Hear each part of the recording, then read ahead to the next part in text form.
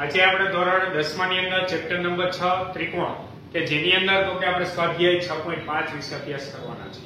Last lecture ની અંદર આપણે ખાસ કરીને તો કે પ્રમેય, પાયથાગોરસનો પ્રમેય અને પાયથાગોરસનો પ્રતિક્રમ બરાબર બંને પ્રમેય વિશે અભ્યાસ કર્યો. તો આ બંને પ્રમેય પર આધારિત ક્વેશ્ચન આપણે આ સ્વાધ્યાયની અંદર ભણવાના છે. તો ચાલો આપણે જોઈએ તો કે અહીં સૌપ્રથમ પહેલો ક્વેશ્ચન શું આપે છે. અહીં ક્વેશ્ચન નંબર 1 આપેલ છે કે નીચે ત્રિકોણની બાજુઓ તો કે આપેલી છે તે પૈકી કયા ત્રિકોણો કાટકોણ ત્રિકોણો છે તે નક્કી કરો. હવે કાટકોણ ત્રિકોણ કઈ રીતે નક્કી કરવું એ તો કે આપણે અગત્યના પરિણામની અંદર લખાવી દીધું. ત્યારબાદ આગળ બીજો ક્વેશ્ચન આપેલ છે કે જે ત્રિકોણ કાટકોણ ત્રિકોણ હોય તેના કર્ણની લંબાઈ શોધો. તો અહીંયા કાટકોણ ત્રિકોણ હોય તેની અંદર કર્ણ કયો છે એ આપણે જણાવવાનું છે. બીજું એક આપણે અહીંયા ગુરુકોણ ત્રિકોણ છે કે લઘુકોણ ત્રિકોણ છે એવી કઈ સ્પષ્ટતા કરવાની નથી. એ તો જો એમસીક્યુ ની અંદર ક્યાંક એવું પૂછે તો અહીંયા તો માત્ર આપણે એ જ જણાવવાનું છે કે કાટકોણ ત્રિકોણ છે કે નહીં. ચાલો એ કઈ રીતે નક્કી કરી શકાય યાદ કરો તો કે કર્ણનો વર્ગ બાકીની બંને બાજુના વર્ગના સરવાળા જેટલો થવો જોઈએ. પરંતુ કર્ણ કઈ રીતે મળે તો કે મોટી બાજુ હોય એ શું હોય હંમેશા કર્ણ હોય. ચાલો તો આપણે સૌપ્રથમ આપણી પાસે 3 બાજુની લંબાઈ આપેલી છે. એની અંદર સૌથી મોટી બાજુ કઈ છે જોવો જી બધા પહેલા ક્વેશ્ચનમાં તો કે 25 સેન્ટીમીટર. ચાલો તો આપણે લખીએ અહીં સૌથી મોટી બાજુ, અહીં સૌથી મોટી બાજુ 25 સેમી છે. ચાલો 25 સેન્ટીમીટર છે. સૌથી મોટી બાજુ કઈ છે તો કે 25 સેન્ટીમીટર. ચાલો 25 સેન્ટીમીટર છે તો આપણે તો કે સૌપ્રથમ તો કે 25 નો વર્ગ કરીએ. જોજો બધા તો કે 25 નો વર્ગ કેટલો થશે તો કે 25 નો વર્ગ થાય 625. અને આપણે તો કે શું કરવાનું બાકીની બે નાની બાજુના વર્ગનો સરવાળો. ચાલો તો હવે 24 નો વર્ગ અને એને પ્લસ તો કે 7 નો વર્ગ. તો 24 નો વર્ગ કેટલો થાય તો કે 576 થાય અને 7 નો વર્ગ કેટલો થાય 49 થાય. બધાને આવડે છે 24 નો વર્ગ અને 7 નો વર્ગ. 24 નો વર્ગ કેટલો થાય 576 અને 7 નો વર્ગ કેટલો થાય 49. ચાલો આ બંનેનું તો કે આપણે સાદુરૂપ આપીએ તો જોવો જોઈએ બધા તો કે 9 ને 6 15 વધી આવી તો કે 7 ને 8 ને 4 કેટલા આવ્યા 12 વધી આવી 1 અને 5 ને કેટલા આવ્યા 6. તો કહેવાનો મીનિંગ શું છે 25 નો વર્ગ 625 મળ્યો અને આ બંને બાજુના વર્ગનો સરવાળો આપણને શું મળ્યો 625. તો આપણે લખીએ અહીં 25 નો વર્ગ = 24 નો વર્ગ અથવા તમને બ્રેકેટ કરી દો એટલે વધારે ખ્યાલ પડે 25 નો વર્ગ = 24 નો વર્ગ + 7 નો વર્ગ. તો આનો મીનિંગ શું થાય કર્ણનો વર્ગ એટલે કે કોઈ એક બાજુનો વર્ગ બાકીની બે બાજુના વર્ગના સરવાળા જેટલો હોય તો એનું મીનિંગ શું થાય તો કે તે કાટકોણ ત્રિકોણ હોય. તો આપણે લખીએ ચાલો અહીં બે બાજુના વર્ગોનો સરવાળો, બે બાજુના વર્ગોનો સરવાળો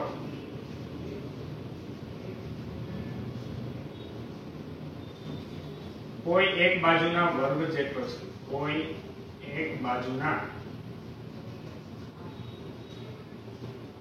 વર્ગ જેટલો છે. માટે તો કે આપેલ જે ત્રિકોણની બાજુઓ છે તે કઈ ત્રિકોણની બાજુ છે તો કે કાટકોણ ત્રિકોણ. ચાલો માટે આપેલ ત્રિકોણની બાજુઓ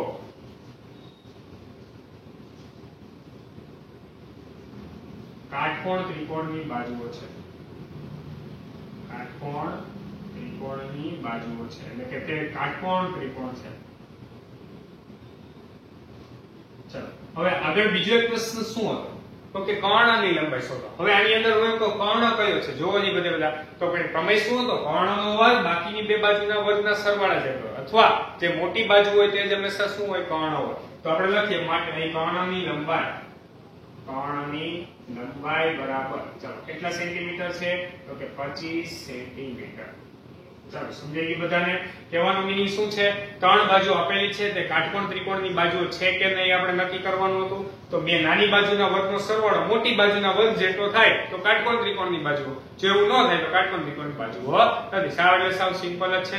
ચાલો ત્યારબાદ જોઈએ બીજો ક્વેશ્ચન 3, 8 અને 6 સેન્ટીમીટર. ચાલો સૌપ્રથમ આપણે લખીએ અહીં સૌથી મોટી બાજુ કઈ છે જોવો જી બધા તો કે અહીં સૌથી મોટી બાજુ, સૌથી મોટી બાજુ ચાલો કઈ છે તો કે 8 સેમી છે. ચાલો 8 સેમી છે. તો શું કરવાનું તો કે મોટી બાજુનો વર્ગ અને નાની બે બાજુના વર્ગનો સરવાળો. ચાલો મોટી બાજુનો વર્ગ એટલે 8 નો વર્ગ કેટલો આવશે 64 બાકીની કઈ બે બાજુ છે 3 નો વર્ગ અને બાકી તો કે 6 નો વર્ગ. ચાલો 3 નો વર્ગ કેટલો થાય 9, 6 નો વર્ગ કેટલો થાય 36, 36 ને 9 આપણે કરશી તો કેટલા આવશે તો કે 45. તો અહીંયા 8 નો વર્ગ 64 મળ્યો અને આ બંને બાજુના વર્ગનો સરવાળો 45 મળ્યો. બે ઇક્વલ મળ્યા તો કે ના. તો આપણે લખીએ અહીં 8 નો વર્ગ is not equal to તો કે 3 નો વર્ગ પ્લસ તો કે 6 નો વર્ગ. બરોબર, બે નાની બાજુના વર્ગનો સરવાળો મોટી બાજુના વર્ગ જેટલો થતો નથી. એટલો મતલબ એવો થયો કે આપણી પાસે આ કાટકોણ ત્રિકોણની બાજુઓ નથી. હવે ધારો કે આ જ ક્વેશ્ચન તમને એમસીક્યુ માં એવું પૂછે કે આ ત્રિકોણનો પ્રકાર જણાવો, તો અગત્યના આપણે પરિણામ લખાવ્યા હતા એ પ્રકારના આધારે કહો જોઈએ બધે બધા. તો કે અહીંયા આ ત્રિકોણનો પ્રકાર કેવો છે, તો કે આપણે એવું લખાવ્યું હતું જો કર્ણનો વર્ગ આ બંને બાજુના વર્ગના સરવાળા કરતા જો મોટો થઈ જતો હોય તો એ ત્રિકોણ કેવો હોય, ગુરુકોણ ત્રિકોણ. તો કહેવાનો મીનિંગ આપેલ જે બાજુ છે એ ગુરુકોણ ત્રિકોણ છે, પરંતુ આપણે અત્યારે જણાવવાનું નથી, આ તો માત્ર જાણકારી માટે હતું. ચાલો તો અહીંયા આપણી પાસે તો કે આ મુજબનું કંઈક મળ્યું. એનો મીનિંગ શું થયો તો કે આપણી પાસે કાટકોણ ત્રિકોણની બાજુઓ નથી, માટે આપેલ બાજુઓ કાટકોણ ત્રિકોણની બાજુઓ નથી. કાટકોણ ત્રિકોણની બાજુઓ નથી. ચાલો આવડી ગયું બધાને. હવે ત્રીજો અને ચોથો ક્વેશ્ચન બંને તો બધા જાતે જ કરવાનું છે. માત્ર તમને તો કે હિન્ટ આપું છું એટલે પૂરેપૂરું વર્ણન નથી લખતો. બરોબર, આપણી પાસે કાટકોણ ત્રિકોણ છે કે નહીં નક્કી કરીએ. ચાલો બધા ખાસ ધ્યાન આપજો. સૌપ્રથમ મોટી બાજુ કઈ છે તો કે 100. ચાલો 100 નો વર્ગ કેટલો થાય તો કે 1 0 ના ડબલ 0 બને એટલે આપણી પાસે એનો મીનિંગ એવો થયો 2 0 ના 4 0. 100 નો વર્ગ કેટલો થાય 10000. ચાલો ત્યારબાદ જોઈએ 50 નો વર્ગ અને 80 નો. 50 નો વર્ગ પ્લસ 80 નો વર્ગ. ચાલો કેટલો થાય 50 નો વર્ગ એટલે 5 નો વર્ગ 25. 1 0 ના 2 0 એટલે 2500 થઈ ગયા. ચાલો 8 નો વર્ગ 64. 1 0 ના 2 0 એટલે 2500 પ્લસ 64. ચાલો આ બંનેનો સરવાળો કરીએ તો સૌપ્રથમ 2 0 એમનો. 5 ને 4 કેટલા આવશે 9. 6 ને 2 કેટલા આવ્યા 8. તો કહેવાનો મીનિંગ અહીંયા આપણી પાસે 10000 મળ્યા અને અહીંયા આપણી પાસે 8900 મળ્યા. તો અહીંયા પણ આ બંને ઇક્વલ થતું નથી એટલે કાટકોણ ત્રિકોણની બાજુઓ નથી. ચાલો તો અહીંયા હું લખ દઉં કે કાટકોણ ત્રિકોણ નથી. કાટકોણ ત્રિકોણ નથી. બરોબર, માત્ર તો કે શોર્ટમાં તમને સમજે એટલા માટે તો કે અહીં લખ્યું છે. ત્યારબાદ જોઈએ આપણે ચાલો આના માટે. સૌપ્રથમ મોટી બાજુ કઈ છે તો કે 13. તો આપણે લખીએ તો 13. ચાલો 13 નો વર્ગ કેટલો આવશે 169. ત્યારબાદ જોઈએ તો કે 12 નો વર્ગ અને એને પ્લસ તો કે 5 નો વર્ગ. ચાલો 12 નો વર્ગ કેટલો થાય તો કે 144 અને 5 નો વર્ગ કેટલો થાય તો કે 25. ચાલો બંનેનો સરવાળો કરો તો કેટલા થશે 169. બરાબર, એટલા માટે અહીંયા તો 13 નો વર્ગ બરાબર 12 નો વર્ગ પ્લસ 5 નો વર્ગ થાય છે. માટે આપેલ જે બાજુ છે કાટકોણ ત્રિકોણની બાજુઓ છે તો આપણે લખીએ કે આ કાટકોણ ત્રિકોણ છે. કાટકોણ ત્રિકોણ છે. ચાલો આવડી ગઈ બધાને. આપેલ જે બાજુ છે તે કાટકોણ ત્રિકોણની બાજુઓ છે. આ જે વસ્તુ જે છે તે એક માર્કના શોર્ટ ક્વેશ્ચન ની અંદર પૂછાઈ શકે. બરોબર, એટલા માટે બધા ખાસ તો કે સમજવાનું છે. ચાલો આવડી ગઈ બધાને. સાવ એટલે સાવ સિમ્પલ છે. કહેવાનો મીનિંગ શું છે તો કે આપણી પાસે બે નાની બાજુનો વર્ગનો સરવાળો કરવાનો, મોટી બાજુના વર્ગ જેટલો થાય તો તે કાટકોણ ત્રિકોણ છે. ઈ સિવાય તો કે કાટકોણ ત્રિકોણ નથી. ચાલો તો સૌપ્રથમ બધા ક્વેશ્ચન નંબર 1 લખી નાખો, ત્યારબાદ આપણે આગળના ક્વેશ્ચન જોઈએ. હવે આપણે જોઈએ ક્વેશ્ચન નંબર 6. ક્વેશ્ચન નંબર 6 માં તમને શું આપેલ છે સમબાજુ ત્રિકોણ ABC ની બાજુ 2a છે તેના દરેકના વેધની લંબાઈ શોધવાની છે. બરોબર, તમને અહીં શું આપેલ છે સમબાજુ ત્રિકોણ ABC. ચાલો આપણે સૌપ્રથમ એક સમબાજુ ત્રિકોણ ABC દોરીએ. તો આપણે દોરીએ તો સમબાજુ ત્રિકોણ ABC. એ સમબાજુ ત્રિકોણ મીન્સ એની બધી બાજુની લંબાઈ સમાન. ચાલો તો અહીંયા આપણે ત્રિકોણ ABC નામ આપી દઈએ. બધી બાજુની લંબાઈ કેટલી છે જોવો જી બધા તો કે 2a આપેલી છે આપણને રકમની અંદર જ. ચાલો હવે આપણને શું કીધું છે તેના દરેક વેધ શોધો. આપણે દરેક વેધ શોધવાની જરૂર નથી, આપણે કોઈ પણ એક વેધ લઈ લઈએ. ચાલો આપણે ધારો કે આપણી પાસે તો કે અહીંયા વેધ દોરીએ. ચાલો અહીંયા તો કે આપણે વેધને શું નામ આપી દઈએ AD. બરાબર, તો આપણે લખીએ ચાલો સમબાજુ ત્રિકોણ અહીં ત્રિકોણ ABC સમબાજુ ત્રિકોણ છે. સમબાજુ ત્રિકોણ છે. સમબાજુ ત્રિકોણ હોય તો એનો મતલબ શું થાય બધી બાજુની લંબાઈ સમાન. તો માટે આપણે લખીએ માટે AB બરાબર BC બરાબર AC બરાબર કેટલા આપેલ છે 2a. બધી બાજુની લંબાઈ આપણને 2a આપેલી છે. ચાલો હવે આપણે શું કરવું છે તો કે એના વેધની લંબાઈ તો આપણે લખીએ અહીં વેધ AD છે. ચાલો વેધ AD છે. આપણે વેધની લંબાઈ મેળવવાની છે. વેધની લંબાઈ મીન્સ AD ની લંબાઈ મેળવવાની છે. હવે વેધ શું કામ કરે તો કે સામેની બાજુ સાથે 90 અંશનો ખૂણો બનાવે. ચાલો હવે બધાને એ તો પરિણામ ખબર જ હશે તો કે સમબાજુ ત્રિકોણ હોય તો જે વેધ હોય ઈ જેની મધ્યગા હોય. વેધ હોય ઈ જેની શું હોય મધ્યગા. તો આપણે સૌપ્રથમ આપણે સાબિત કરવું પડશે કે આ બંને ત્રિકોણ એકબીજાને એકરૂપ ત્રિકોણ છે. જો કે ઓલરેડી આપણે 9મા ધોરણની અંદર સાબિત કરી જ ગયા છીએ. બરાબર તો આપણે જોઈએ ત્રિકોણ ADB અને ત્રિકોણ ADC માં. ચાલો બધા ખાસ ધ્યાન આપજો. ત્રિકોણ ADB તથા ત્રિકોણ ADC માં. ચાલો આ ADC માં આપણે એકરૂપ ત્રિકોણ 9મા ધોરણની અંદર કઈ રીતે સાબિત કરતા યાદ કરો. ત્રિકોણ ADB અને ત્રિકોણ ADC ની અંદર સૌપ્રથમ તો કે ખૂણો D બરાબર ખૂણો D. એનો મતલબ ખૂણો ADB બરાબર ખૂણો ADC. ચાલો શું કામ તો કે 90 અંશના ખૂણા છે. કાટખૂણા બરાબર બંને ખૂણા કેટલા અંશના બનશે 90 અંશના. કારણ આ ત્રિકોણમાં અહીંથી 90 અંશ અને આ ત્રિકોણની અંદર આ બાજુનો 90 અંશનો ખૂણો. ચાલો હવે આપણે જોઈએ AB બરાબર AC કારણ કે સમબાજુ ત્રિકોણ આપેલ છે AB બરાબર AC. ચાલો આને આપણે શું લખીએ તો કે સમબાજુ ત્રિકોણ છે કારણમાં લખીએ અથવા પક્ષ લખો તો પણ ચાલે. સમબાજુ ત્રિકોણ છે એટલા માટે બધી બાજુની લંબાઈ સમાન. ચાલો હવે બીજું ઈ ત્રિકોણ બધા ખાસ ધ્યાનથી જુઓ. ત્રિકોણ ADB અને ત્રિકોણ ADC એની અંદર બંનેમાં AD બાજુ કેવી આવે છે સામાન્ય બાજુ. ચાલો આપણે લખીએ AD AD કારણમાં શું લખી શકીએ તો કે સામાન્ય બાજુ. ચાલો આટલી પહેલા બધાને ખબર પડી. તો અહીંયા આપણે બે બાજુ અને ખૂણો સમાન બનાવ્યો. જોજો AD અને આ AB બરાબર આ બે બાજુ આપણે સમાન બતાવી દીધી અને તો કે આપણે ખૂણો કયો બતાવ્યો D.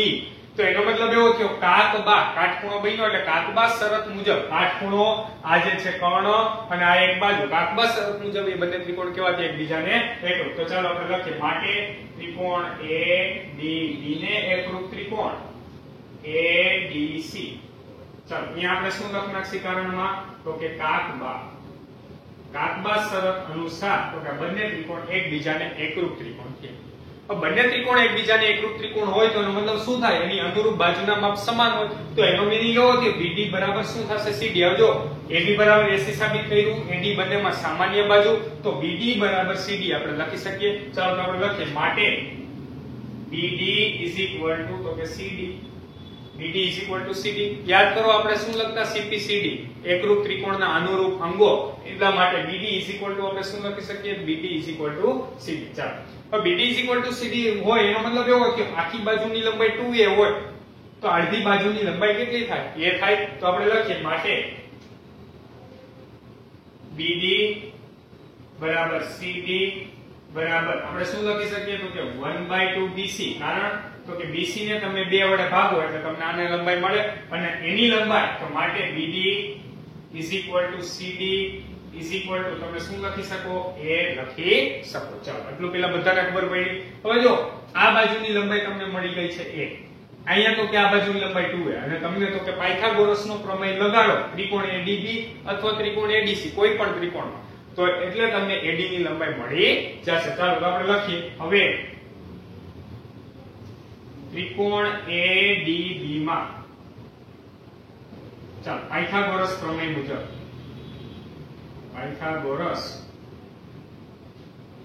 મુજબ ચલો શું આવશે તો કે અહીંયા AB સ્ક્વેર કર્ણ કયો છે AB square AD square NA plus BD square. ચાલો AB કેટલા આપેલા છે AB એટલે તમને 2a આપેલ છે તો 2a નો આખાનો વર્ગ AD આપણે મેળવવાનું છે અને BD એટલે તમને આપેલું છે a નો વર્ગ. ચાલો 2a 2 નો વર્ગ કેટલો થાય 4 તો ફાઇનલી અહીં આપણને આવું કંઈક મળ્યું 4a square AD square NA plus a નો સ્ક્વેર. ચાલો a સ્ક્વેર સામે જવા દો તો અહીંયા AD સ્ક્વેર બરાબર આપણને કેટલા મળશે તો કે 4a સ્ક્વેર માઈનસ તો કે a square 4a square minus a square એટલે આપણને કેટલા મળ્યા 3a સ્ક્વેર. ચાલો બંને બાજુ વર્ગમૂળ કાઢો તો AD કેટલા મળ્યા √3a. 3 નું વર્ગમૂળ √3 a સ્ક્વેર નું વર્ગમૂળ. તો ફાઇનલી આપણને વેધની લંબાઈ મળી કેટલી મળી √3a. હવે જો આખે આખો ક્વેશ્ચન કેવા શું માંગે છે ફરી એક વખત આખે આખો ક્વેશ્ચન જોઈએ સૌપ્રથમ ત્રિકોણ એબીસી સમબાજુ ત્રિકોણ છે ત્રણે ત્રણ બાજુની લંબાઈ 2a થશે હવે સમબાજુ ત્રિકોણો એટલે વસ્તુ બધા યાદ જ રાખવાનું હોય કે મધ્યગા અને વેધ એનું સમાન જ હોય બરોબર એટલા માટે અહીંયા વેધ આપેલ છે તો એનો મતલબ મધ્યગા થાય પરંતુ આપણે અહીં સાબિત કર્યું કે બંને ત્રિકોણ એકબીજાને એકરૂપ બતાવી દીધા એટલા માટે તો કે આખી બાજુની લંબાઈ 2a તો એટલા માટે આ બંને કટકા કેટલાના હશે a ના હશે હવે આપણે મેન તો કે આ વેધની લંબાઈ મેળવવી તો આ ત્રિકોણની અંદર આપણે પાયથાગોરસનો પ્રમેય એપ્લાય કરી દીધો AD નો AB² બરાબર BD² + AD² એટલે તમને શું મળી જશે તો કે AD √3a હવે એક માર્કના શોર્ટ ક્વેશ્ચનમાં તમને એવું પૂછે કે સમબાજુ ત્રિકોણમાં બાજુની લંબાઈ આટલી છે બરોબર તો ઈ ત્રિકોણની અંદર વેધની લંબાઈ શોધો ફરી એકવાર હું શું બોલું છું સમબાજુ ત્રિકોણમાં ધારો કે બાજુની લંબાઈ 6 સેન્ટીમીટર છે કેટલી છે 6 સેન્ટીમીટર તો ઈ ત્રિકોણમાં વેધની લંબાઈ શોધો તો જો તમને ખાલી આટલું યાદ હોય તો આખે આખું કઈ કરવાની જરૂર જ નથી √3 ગુણ્યા a એટલે √3 ગુણ્યા a એ મીન્સ તો કે અહીંયા આપણી પાસે બાજુની લંબાઈને કેટલા વડે ભાગવું પડશે 2 વડે કેમ કે બાજુની લંબાઈ તો 2a હતી ત્યારે આપણને તો કે આ પ્રમાણ મળ્યું તો આપણી પાસે AD √3 ગુણ્યા a બાજુની લંબાઈ 6 હતી 6 ને 2 વડે ભાગી નાખો એટલે કેટલા થઈ જશે 3 અથવા તમે એવું પણ સૂત્ર યાદ રાખી શકો કે જો ત્રિકોણની અંદર બાજુની લંબાઈ a સેન્ટીમીટર હોય તો એના વેધની લંબાઈ કેટલી થાય √3/2 a જેટલી સમજાય છે બધાને તો આ બધાએ ખાસ તો કે યાદ રાખવાનું છે કારણ જો અહીંયા 2a હતું તો અહીંયા આપણને શું મળ્યું a એટલે 6 સેન્ટીમીટર હોય તો અહીંયા આપણને 3 મળે તો વેધની લંબાઈ કેટલી થાય 3 એટલે એક માર્કના MCQ માટે તો કે સૂત્ર પણ બધાએ યાદ રાખવાનું છે પરંતુ એક ખાસ નોટ એ કરવાની છે આ બાજુની લંબાઈ 2a છે જો બાજુની લંબાઈ આપણે a રાખી દઈએ તો √3/2 a ફોર્મ્યુલા બની જાય ચાલો આવડે બધાને સમજાય છે હવે ત્યારબાદ આપણે જોઈએ તો કે ક્વેશ્ચન નંબર 9 તો ક્વેશ્ચન નંબર 9 માં અહીં તમને શું આપેલ છે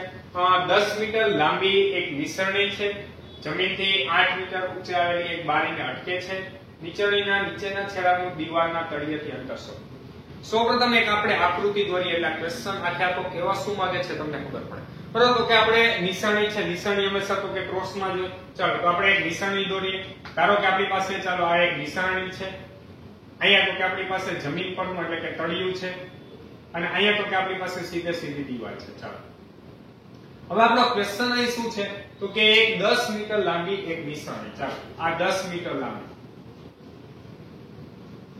આ શું છે તો કે નિસરણી ઈ જમીનથી 8 મીટર ઊંચે આવેલી એક બારીને અટકે છે એટલે અહીંયા ધારો કે આપણે એક શિરોબિંદુ નામ આપી દે એ પાસે શું છે બારી અને તો કે ઈ જમીનથી કેટલા હે 8 મીટર ઊંચી તો કે એક બારી આવેલી છે બરાબર તો કે ત્યાં તો કે અટકે છે તો નિસરણીના નીચેના છેડાનું નિસરણીનો નીચેનો છેડો એટલે આપણે આ કાટકોણ ત્રિકોણ ABC નામ આપી દઈએ ચાલો અહીં કાટકોણો બનશે બરોબર તો કે આપણી પાસે કહેવાનો મીનિંગ શું છે નિસરણીના નીચેના છેડાનું આપણે શું કરવાનું છે દીવાલના તળિયેથી અંતર એટલે આપણે BC ની લંબાઈ મેળવવાની છે ચાલો આખે આખો ક્વેશ્ચન બધાને સમજાવવા ફરી એકવાર જોઈએ નિસરણીની લંબાઈ 10 મીટર આપણી પાસે તો કે જમીનથી તો કે જે છે બારી એ 8 મીટર તો કે ઊંચી છે તો કે ત્યાં નિસરણી અટકે છે તો નિસરણીના નીચેના છેડાનું દીવાલના તળિયાથી અંતર એટલે કે BC આપણે મેળવવાનું છે ચાલો આવડી ગયું બધાને તો ફરી એકવાર બધી ડિટેલ તો કે આપણે લખીએ તો આપણે લખીએ AC તો કે નિસરણીની લંબાઈ ચાલો AC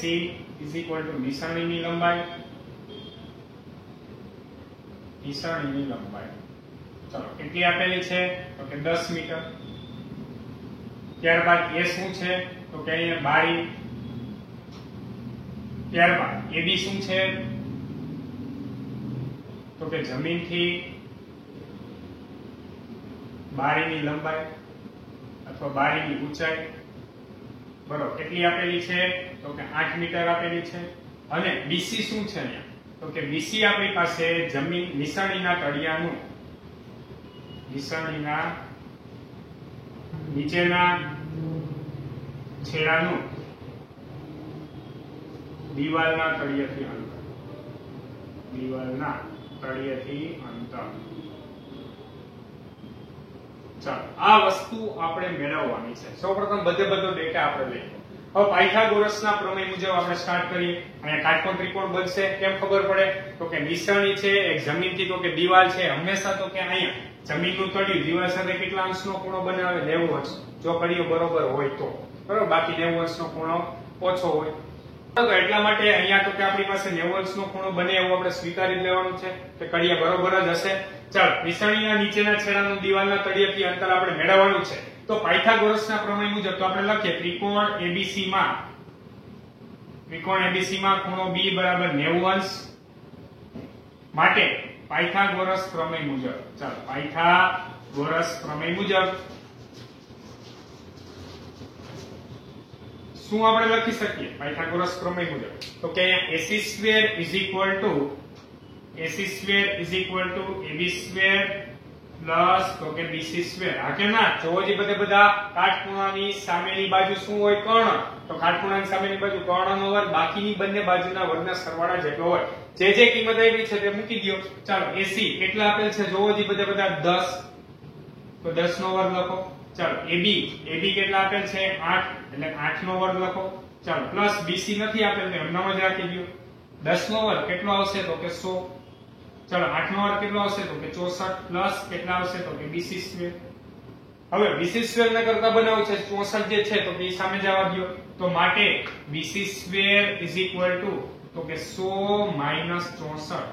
ચાલો 100 માઈનસ 64 તો ફાઇનલી આપણને મળ્યું શું તો કે BC સ્ક્વેર બરાબર 100 માંથી 64 આપણે બાદ કરીએ તો 10 માંથી 4 ગયા તો 6.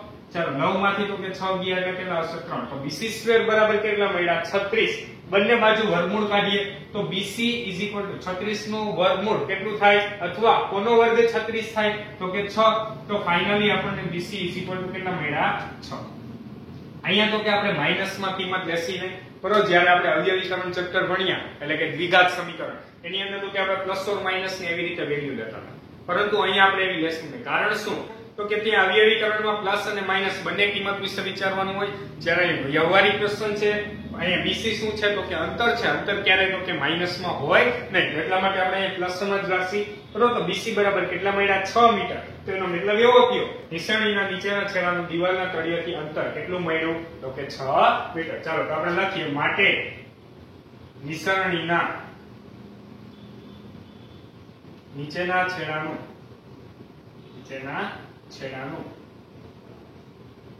દિવાલના તળિયેથી અંતર